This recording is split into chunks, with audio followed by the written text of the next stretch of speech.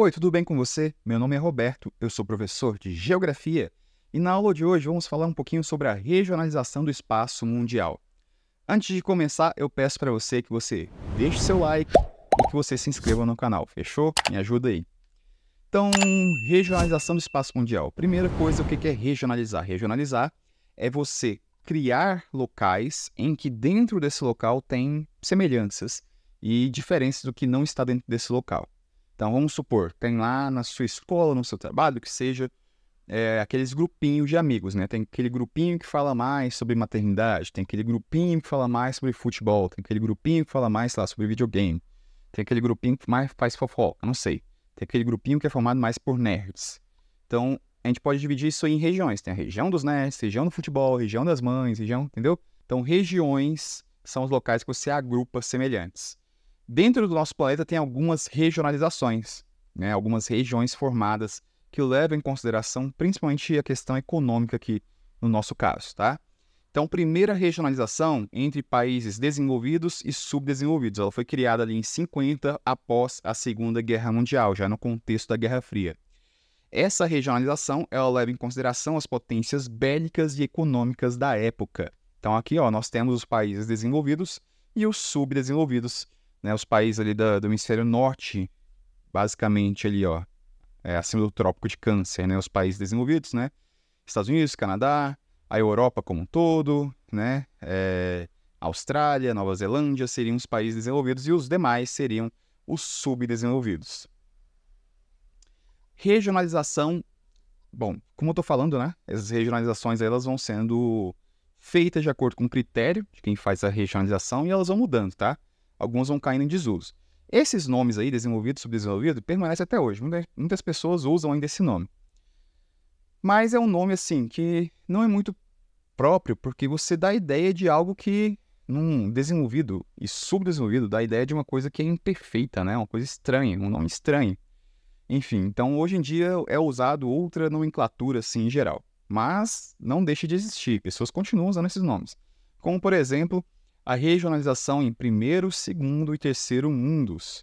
Essa regionalização foi criada meio, sem querer, em 52 por Alfred Salve. Ele falou sobre o terceiro mundo, na verdade, aí depois que foi criado o primeiro e segundo. O terceiro mundo seriam aqueles países que não queriam participar das decisões de União Soviética e Estados Unidos. Seriam aqueles países que estavam, em cima do muro. Eles não queriam se envolver no conflito entre os dois. Mas, esses países que não queriam se envolver entre os dois acabaram sendo forçados a se envolverem, tá? Em geral, neles houveram ditaduras militares.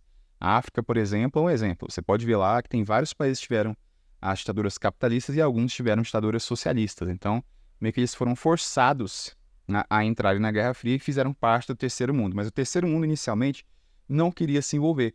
E o terceiro mundo era formado por países, né, ou que não tinham indústrias, ou que tinham indústrias muito iniciais, né, muito incipientes, tinham baixa tecnologia por conta disso, eram países, consequentemente, né, com economias fracas. Então, seria isso aí o terceiro mundo. Seriam os países muito pobres, né? Aí depois foi colocada a nomenclatura, né, para primeiro, segundo e terceiro mundo. Primeiro mundo seriam os países capitalistas mais ricos, né, que seriam os que eu falei anteriormente ali, faziam parte dos desenvolvidos, né, tirando a União Soviética, né? Nos desenvolvidos, perceba só que a União Soviética estava lá. E aí o primeiro mundo seriam capitalistas ricos. O segundo mundo seriam os socialistas, né? E o terceiro mundo, socialista não tem rico e pobre, né? Então por isso que eles estão ali só em um mundo. E o terceiro mundo seriam os capitalistas pobres, né? Então essa seria a definição. Com o fim da Guerra Fria, o segundo mundo acabou. Então por isso que essa regionalização aí, ela não é mais usada, tá? Então a gente percebe aqui, né, a regionalização em primeiro, segundo e terceiro mundo. O primeiro mundo de verde, segundo mundo de amarelo e o terceiro mundo aí de roxo. Seria essa é a regionalização. Então perceba só que já tem a diferença, né, dos desenvolvidos e sub, né, da anterior, que a região da União Soviética aqui já é segundo mundo, não é desenvolvido igual era o outro, né? O primeiro mundo aqui continua sendo o Canadá e Estados Unidos, agora a Europa Ocidental, aqui onde nós temos, né, a cortina de ferro, né, que divide a Europa Ocidental da Oriental. Oriental ligada à União Soviética, Mongólia, China, Coreia do Norte, Etiópia, Angola, Moçambique, todo o segundo mundo, e o terceiro mundo, né, o restante dos países africanos, asiáticos, da América Latina, enfim. Essa seria a divisão aí. Regionalização em Norte e Sul. Essa é muito usada hoje em dia, hein? Países do Norte e países do Sul. Norte global e Sul global. Primeira coisa importante falar, né? Que Norte e Sul são os dois hemisférios do nosso planeta, né? O hemisfério setentrional e meridional. Tem relação com a linha do Equador. Mas essa regionalização, ela não tem relação com a linha do Equador, tá? O Norte global seriam os países que têm mais tecnologia, são mais ricos, né?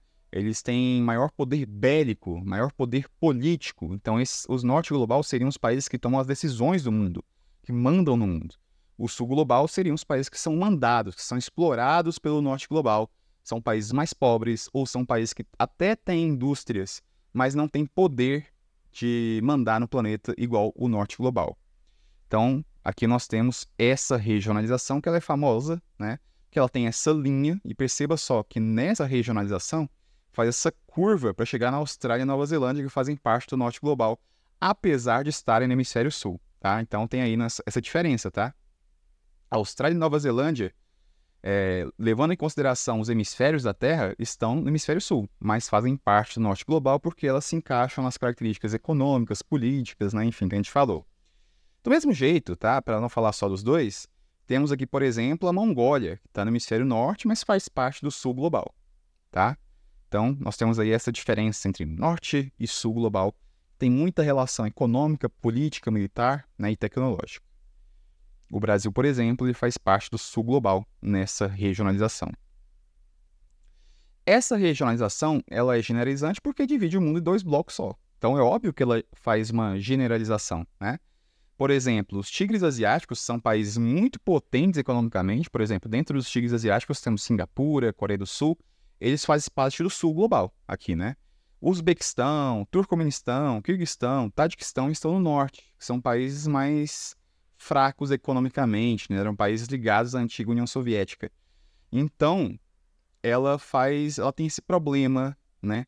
De generalizar, né? Colocar países só porque eles tinham antigamente um poder político porque estavam juntos com a União Soviética no Norte global, e ao mesmo tempo países que na época da Guerra Fria não tinham indústrias muito fortes, agora tem, que é o caso dos tigres asiáticos, eles fazem parte do sul global. Então os tigres asiáticos eles têm sim um poder econômico, político hoje em dia.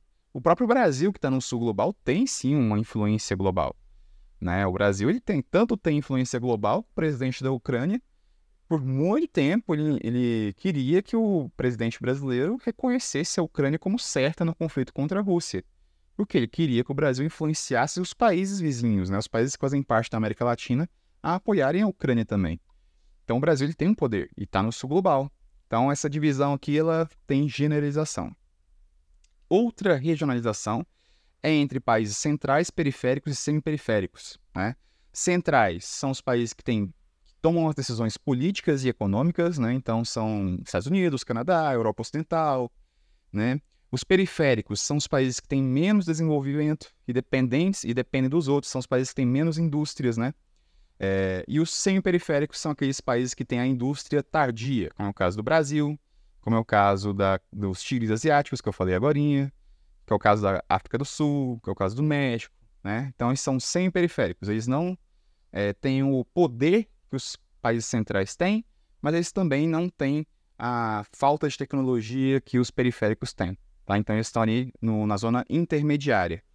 Então, nós temos aqui os centrais de azul, perceba só. Os periféricos estão aqui de vermelho, né? E os semi-periféricos estão de amarelo.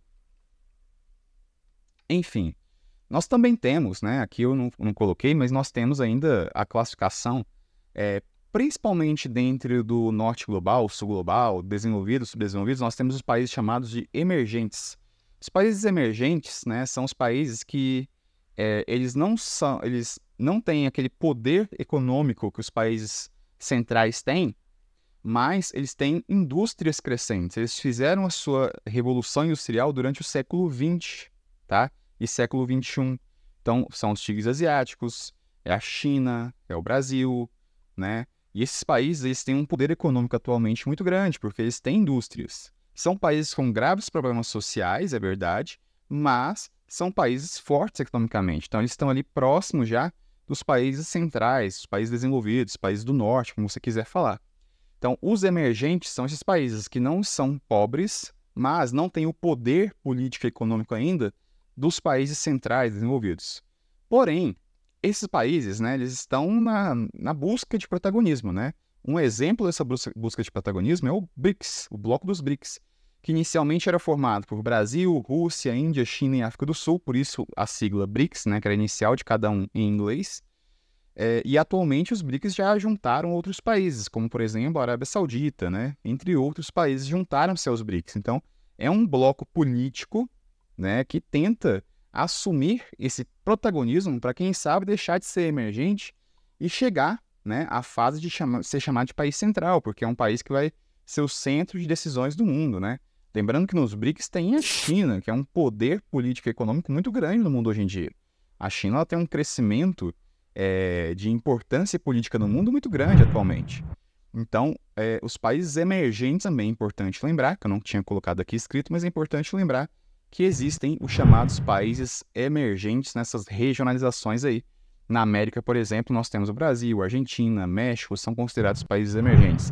Lá na África, nós temos ali a África do Sul, o Egito, são países emergentes. Na Ásia, nós temos a Arábia Saudita, né, os tigres asiáticos, os novos tigres asiáticos, todos são países emergentes, né? Enfim. Então, país emergente é esse país que tem uma indústria tardia, que não participou ali da primeira e segunda revolução, começou a industrialização durante o século XX, né? E são países que, como tiveram a indústria tardia, são países que têm muitos problemas sociais, mas, ao mesmo tempo, são países que têm um PIB, né, alto, né? São países que têm uma riqueza alta, uma riqueza concentrada, mais alta. Bom, caso você tenha chegado até aqui, agradeço pela companhia e até a próxima.